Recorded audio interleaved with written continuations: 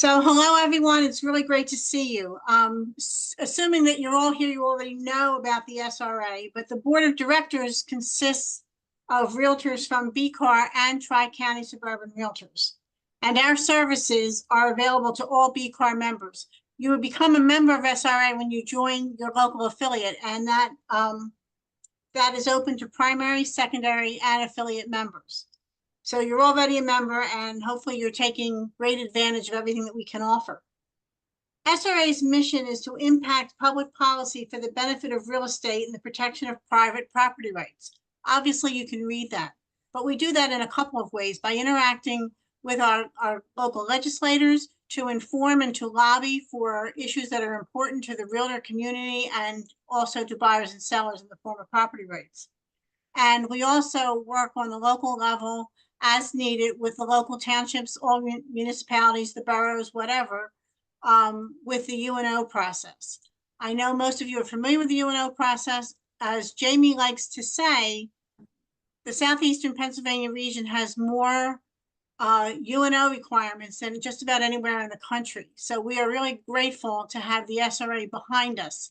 When I do a transaction in Jersey, I'm like pulling out my hair because I don't even know where to start. So with that said, I'm going to ask Jamie to share a local horror story and to get us off on the wrong foot, and then we can work together on the right foot with how to take care of all our clients. Jamie? Terrific. Thanks, Ann. Yeah, we thought this might be an attention grabber to start off and kind of point out the importance of some of the services that we offer. This is a local horror story, as Ann mentioned, and this has to do with the Lower Bucks Joint Municipal Authority. So if any of you have done a transaction in Bristol Township, Falls Township, specifically the Levittown area, you probably, I hope you know about the Lower Bucks Joint Municipal Authority. And this story is actually from last year. We had a realtor call us from New Jersey, and she did not have access to our municipal database. And she had not known about the easement inspection that is required by the Lower Bucks Authority. And so she went to settlement. Her new buyer went to settlement without that inspection being done. And this is an inspection. They just come out, they look, the Lower Bucks Joint Municipal Authority has an easement on all of these properties for their utilities. And if anything is on that easement, a tree, a big addition to a home, in-ground pool, they make you remove that object. And so in this case, without doing this easement inspection, they went to settlement, and then the buyer had the inspection done, and she was asked to remove her in-ground pool because it was built on the utilities easement.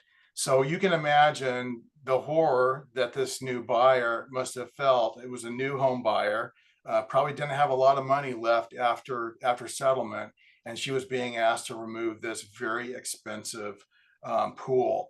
So this is what happens when you don't understand, if you're not aware of all of the requirements that are required by our municipalities. And this is a big one. The problem with this one in particular is that for years and years and years, people were putting, sheds and pools and additions onto the easement of the authority, and getting approval for those permits by Bristol Township and others, because they weren't paying attention to this easement issue. And so this is one that you really need to be aware of. And so we're going to tell you how to be aware of that. A lot of you may already know this, but as one of our services, we have a municipal database, and it's very easy to access. You just go to our website. There's the address, suburbanrealtorsalliance.com/database. Username to get in is just simply your National Association ID, your NRDS number. And then your password is lowercase SRA. This has all of the information you need about resale inspections and associated fees, sign regulations, rental property licensure, property tax rates, other taxes, building codes and zoning, and any other real estate related local ordinances that we think that you should be aware of. This is updated really every day. We reach out to the municipalities every year to make sure that we've got the right information, but through the year, this stuff changes. They pass a new ordinance, they pass a new regulation. And so as soon as we find out about that new information, it goes into the database. So you've got the latest and the greatest information. So one of the ways that we do that, one of the most effective ways, I should say, is we get a call from you. And we've heard, you've heard that the township has raised their fees or they've added a new inspection item. We then verify that with the township and we get it loaded up into the database right away. So this is how you avoid those horror stories about not understanding something or not knowing something prior to settlement. This is the one-stop shop for you to go to. So I'm going to keep on rolling here, but let us know in the chat if you have any questions about this or if you have any issues accessing the database. The next thing I'm going to have Pete show us is actually our newest service, and this is our local tax calculator. So I'm going to stop sharing for the moment. I'm going to have Steve or Pete run us through how this works.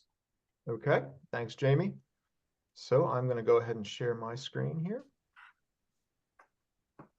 And you all should be seeing the tax calculator section of our website. And you can get to this by going to our website, suburbanrealtorsalliance.com/tax calculator. There's also a button on the homepage. And what this allows you to do is to preview the local taxes if somebody were to buy a house, or even your local taxes where you are right now, because honestly, a lot of people aren't really that familiar with the taxes that they're paying. And we had this idea because we have a lot of this tax information, these tax rates in our municipal database that Jamie just described. And we thought we can really make kind of a cool tool here that people can use to calculate their taxes. So basically you enter the municipality, the property details, and the owner details. So in this case, I set one up. I actually pulled this from a listing in the MLS. So selected Bucks County, Bedminster Township. The assessment is $32,290, and the sale price is $419,900. We do ask for an annual income because that factors into income tax rates. So I put in 150,000 here. Number of adults in the home, I selected 2, and is it owner occupied? Yes.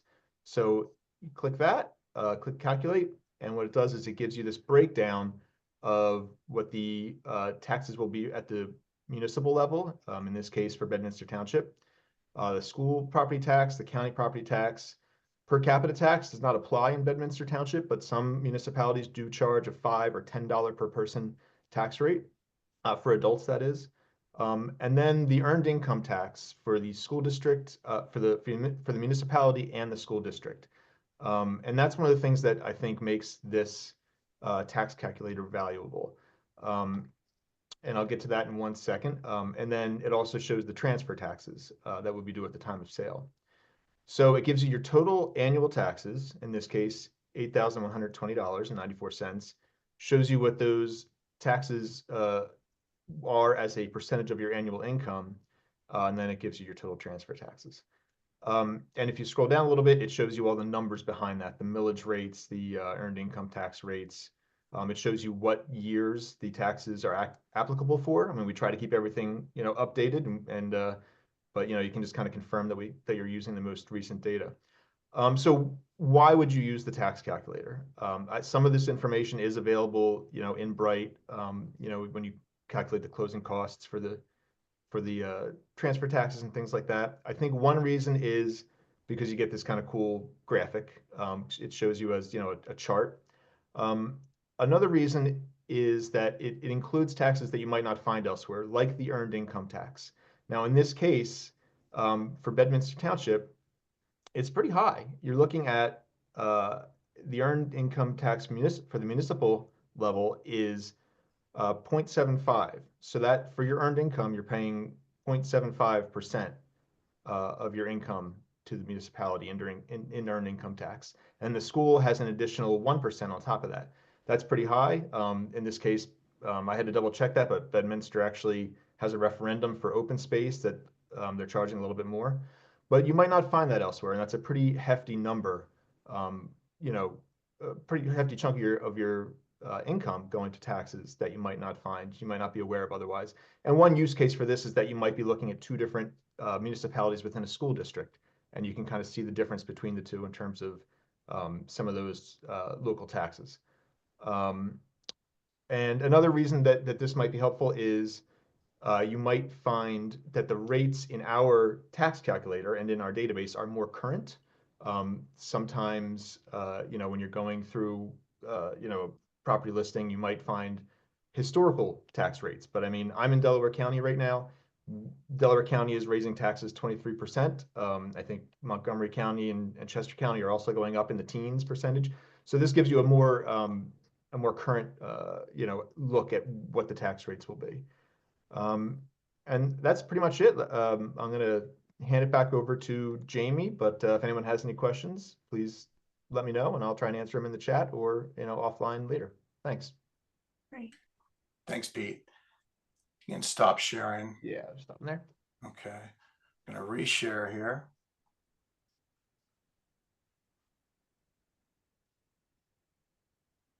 Okay.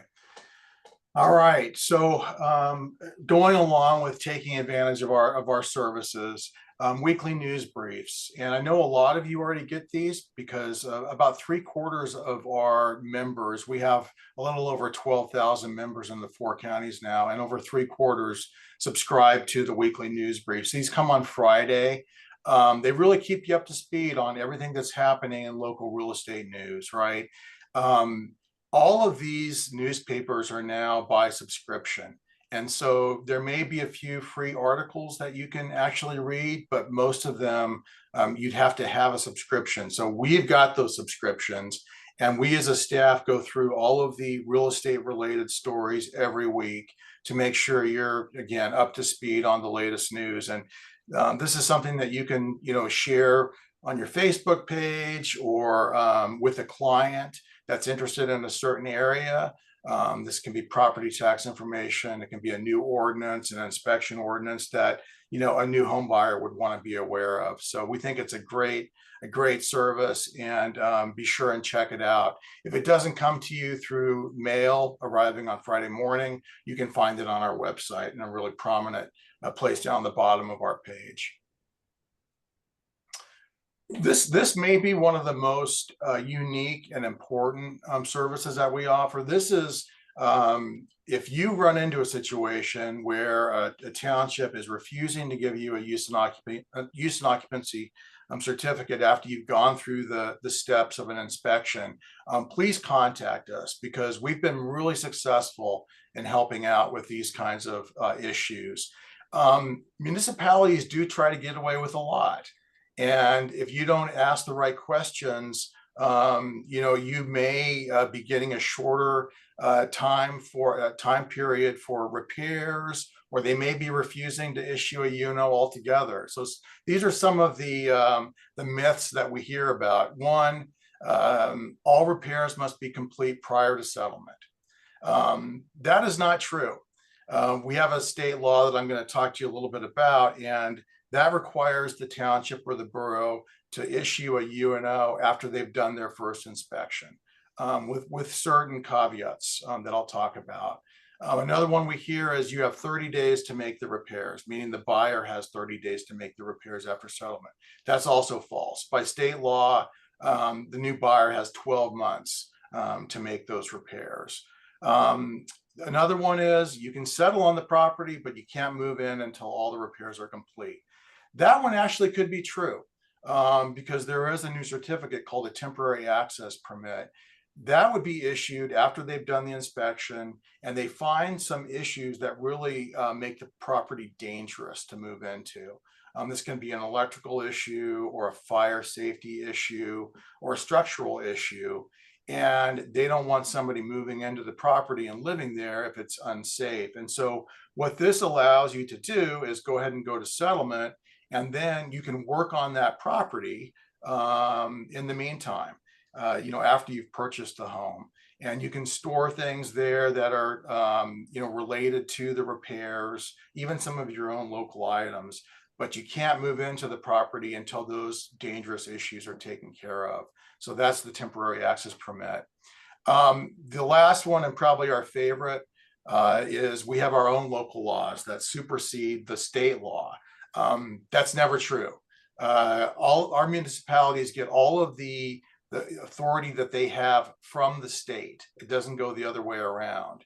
And so if you hear that line from a municipality, please give us a call, because it's not true. And we do hear that. So what is MCOCA, as we call it? MCOCA is Act 133, and this is a law that was originally passed in 1999. It's been amended since then, in both 2016 and again in this year. And this governs the way municipalities and municipal authorities issue use and occupancy permits if the inspection is required. I add municipal authorities to that sentence because prior to an amendment this year, some municipal authorities were claiming that it did not apply to them. So what we did this year is we went back to the legislature and said, hey, we've got this issue. Our state association, PAR, helped us introduce an amendment through a local legislator. And that amendment simply said, it does apply to municipal authorities. It was just about that simple. And so now the Lower Bucks Joint Municipality or other sewer and water authorities can't claim that they don't have to follow the rules that this law sets out. So the three certificates that you should be getting after the inspection: one, a clear UNO, a temporary UNO, meaning there aren't any serious violations, and then the temporary access permit that I just described to you. 12 months is what you should get for code-related repairs if you have a temporary permit, whether it's a temporary UNO or a temporary access permit. The new buyer has 12 months to make those repairs. And then another important thing, and this really related to Bristol Township back in the day, no escrow. They cannot require escrow from the township to be paid to allow settlement to happen. So they can't ask for escrow that they can hold on to. Bristol Township was doing that for a long time with their sidewalk inspections. And if they found that a sidewalk needed to be repaired, they required a $1,000 escrow to be placed with them if they wanted to go to settlement. So that is no longer legal. Private escrow can still happen. Maybe the buyer is getting a credit, from the seller for those repairs after settlement, and so they can't have that private escrow. But the township or the borough cannot ask for escrow. So to find out more about this law, you can just visit suburbanrealtorsalliance.com/Act 133. And I know Pete will put that correct address into the chat section. But this is really everything you need to know about the law, including a copy of the law, which is only 3 pages. It's not a very complex law. It's very straightforward.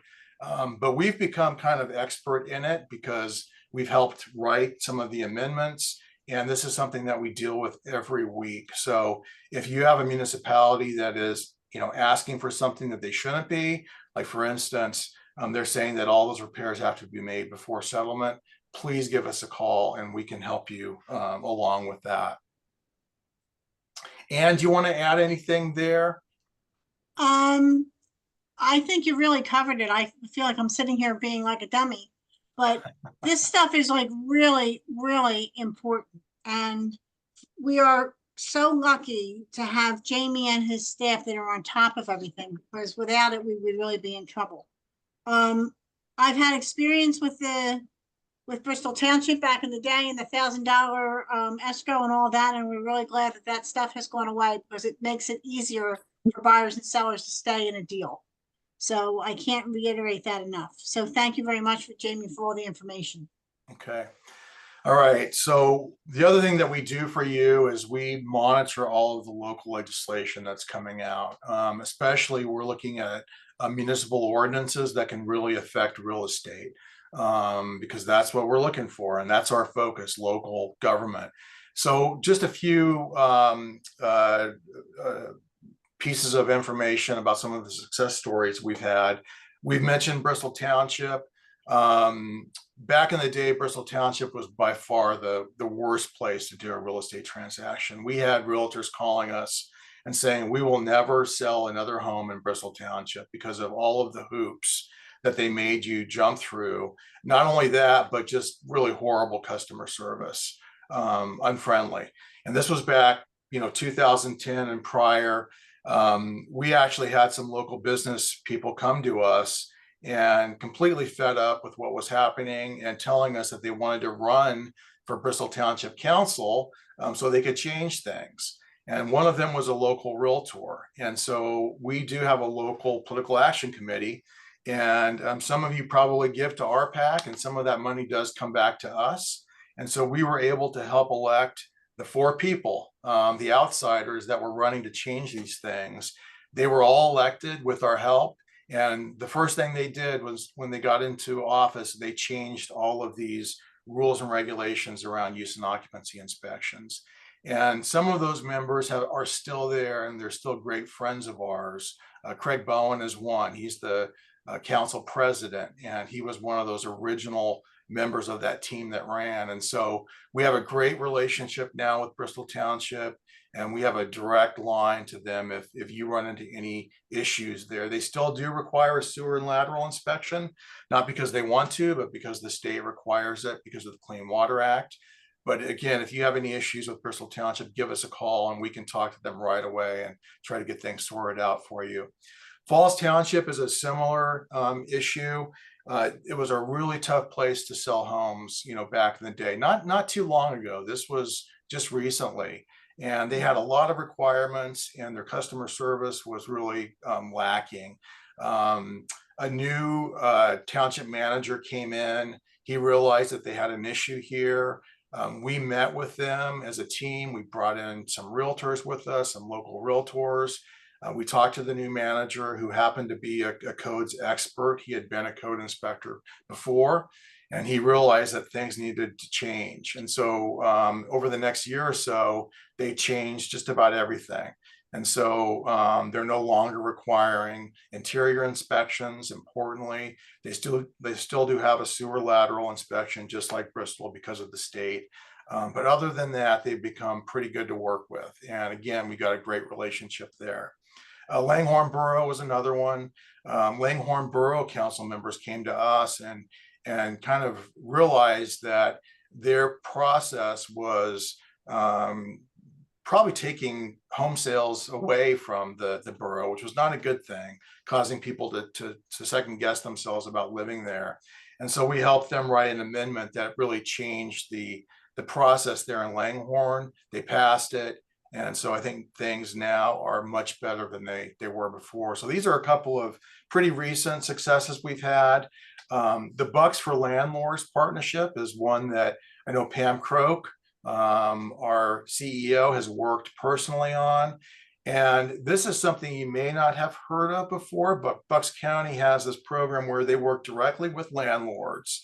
And what they do is they look for tenants that are in their program. They might have a mark or so on their credit history or some other issue that's making it difficult for them to find a house, an apartment to rent, typically.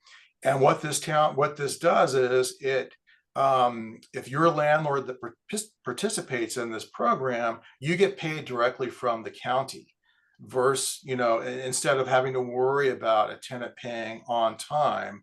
Not only do you get a bonus for participating, but then you've got the county taking that out of your hands and dealing with that payment coming in. So if you need more information about that, you can either reach out to Bucks Camp BCAR, or you can reach out to us and we'll let you know where to find the information. But it's been a real success story.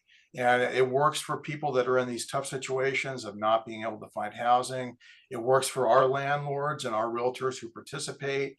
And it certainly works for tenants that need the housing.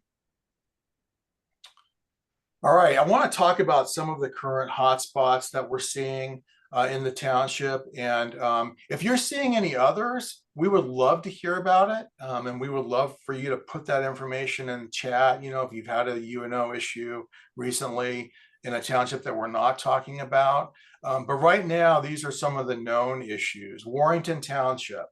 Warrington Township has become very strict with their use and occupancy inspection process. And really, it's triggered by missing construction permits. And so this could be a flipped property where a lot of work has been done and no permits have been pulled or completed for those changes, those construction changes. So this is a real issue for us because one of the things that can take the power away from this state law in COCA is missing permits. If you have missing permits, this state law that I've described as being so great for us no longer applies if there are open violations or permits.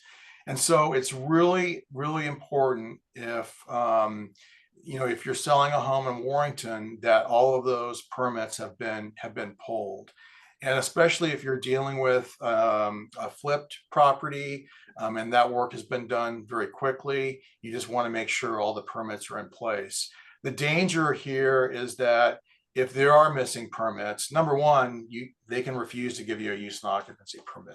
Number two, if it somehow goes through, then it can fall on the buyer to try to go back and get those permits, you know, after the fact, which can be really difficult and really expensive.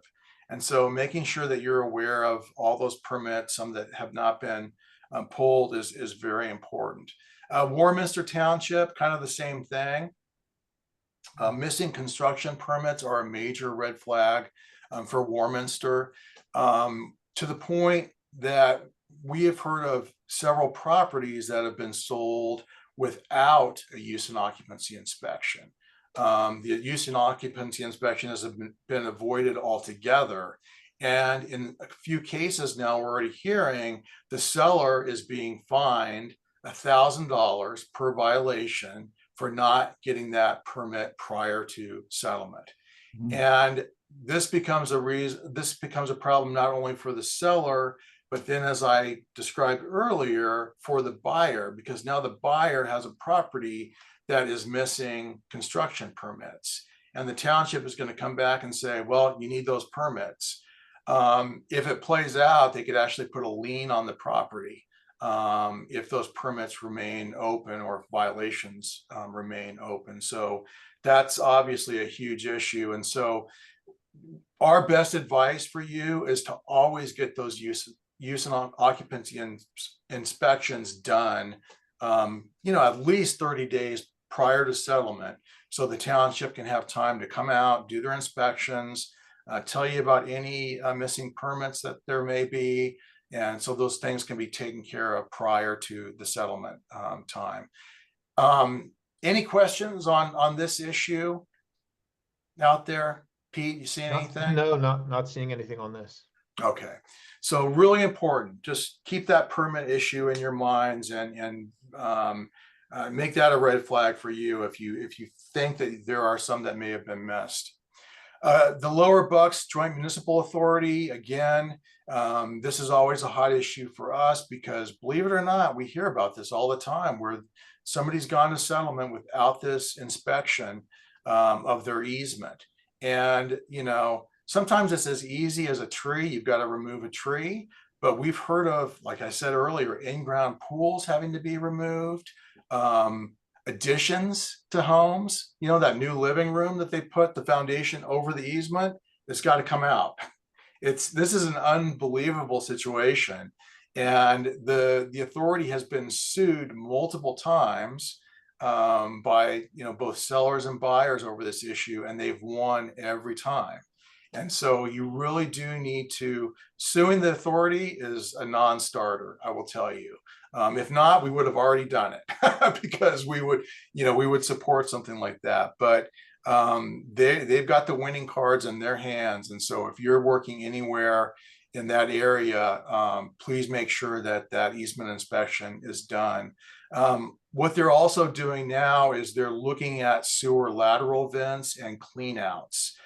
What they don't want is fresh water, rainwater coming in their system that they then need to process and clean, because that across our region is adding millions and millions and millions of dollars in cost when we're cleaning water that doesn't need to be cleaned, because it's entering the system through broken laterals, or it's entering the system through rain spouts that should not be hooked up to the sewer lateral.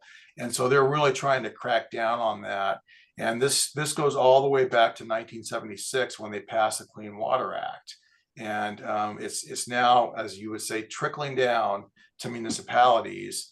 And the state is requiring these municipalities to do sewer lateral inspections. I mentioned both Bristol and Falls Township that have been required by the state, but a growing number of municipalities are being required now to have this inspection, the sewer lateral inspection. And so just be aware of that. It can be an expensive one. You know, this could be $12,000, $15,000, depending on how far you are from the main line. So it can be a real, ouch for sellers and buyers, but it's good to know about it early. And the buyer will have 12 months to fix that sewer lateral after settlement because of the state law that we now have in place. Hey, James. Any questions on any of those? Yeah, Mary Camp posted in the chat about the permits. Generally speaking, issues are likely to occur in any township regarding not obtaining permits, but the ones that we've listed here are especially troublesome. Is that correct? That's correct. These are known, hotspots for us. Some townships may not pay as much attention to missing permits, but these two absolutely pay attention. And we've known of settlements that have been, dragged out months trying to get these permits closed. And there's nothing that state law can do to help us there. So, if you're doing the work yourself, or if an LLC is doing the work in a flip, just be sure that those permits are pulled. And I think this highlights how important it is for SRA to hear from our members when things are going on. We want you as our members to know that you're not out there on your own trying to figure this stuff out. SRA relies on calls from our members, and we don't want anyone ever to feel, oh gosh, reluctant to call. No, they should be your first call. And that's how we find out about these things that are happening, because the staff of SRA aren't in the middle of transactions usually, so the way you are at least. Right. So so we totally rely on our members. And how many townships and municipalities does SRA represent, Jamie? So in Bucks County we have 55, but across, is that correct, Pete? I think 55. That sounds right. Yeah, I think that's right. Across the 4 counties, we have 238 municipalities. And, every one of them, unfortunately, has different rules and regulations for these use and occupancy requirements, or sign ordinances that you need to be aware of, all of that stuff that can be found in our municipal database. So, every month we look at what our most visited pages are on the website, and the municipal database every month is that most popular page. So we know a lot of realtors are using it, but we also talk to a lot of our members who are not aware of it. And they might stumble into an issue that we've been talking about because they're not aware that there was a use and occupancy inspection. And the township is not going to come proactively looking for you to do the inspection. If you're going to settlement, they really depend on you as the professional to make sure that the seller is aware that there is an inspection like this and what they're looking at. The last one I wanted to mention on this page, which I skipped over, was Morrisville Borough. Morrisville is very small, as you know, But for a long time, they've only been allowing 30 days for repairs to be made after settlement for the buyer. So it doesn't matter how serious the issue was. They were saying that you only had 30 days to do this. So recently we heard from a realtor that actually lives in the borough. And this is kind of the home run for us, because local governments care most about people that live within their boundaries, because you vote for them, and they just like any other politician, they care a lot about that. And so when this realtor called us, she said she was willing to help us reach out to the council members who she's neighbors with. And so we reached out directly to their solicitor, and he is aware of the state law. He was not aware that the staff was saying 30 days. And so he apologized for that. And there's going to be an amendment to their ordinance, which will allow 12 months and which will completely track with the state law moving forward. So, you know, all it takes is, as Pam mentioned, us hearing from somebody who is seeing something that, you know, we haven't heard about, or it seems a little bit wrong, and we can spring into action, and hopefully we can have a kind of a home run, you know, hopefully with this kind of issue.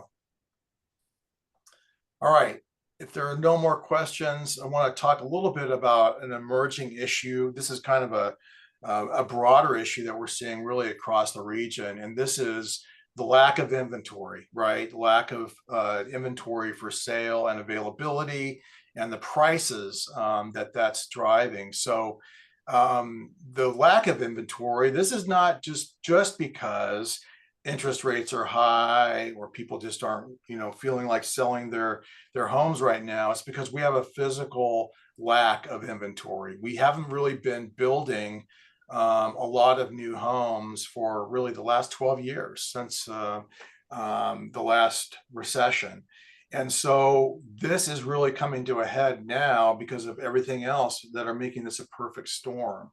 High interest rates, you know, high inflation, and people really staying in place in their homes. And because we don't have enough homes that have been built, this is really pricing people out of the market in Bucks County, not only Bucks County, in all of the counties that we cover, Montgomery, Bucks, Chester, and Delaware counties. And so this is an issue because, you know, young families, lower to middle income workforce members, you know, public safety, teachers, nurses, everybody that works in that range, they're having a hard time buying a house. And this is really not good for the local economy. If these folks can't live in Bucks County and they have to commute from somewhere else, they're probably not going to be working here, you know, very long. And obviously that becomes an issue when you've got a shortage of police officers or teachers or public safety, you know, nurses, you know, anybody that we really depend on, very important people. And so we need to make sure that we've got the housing available for them.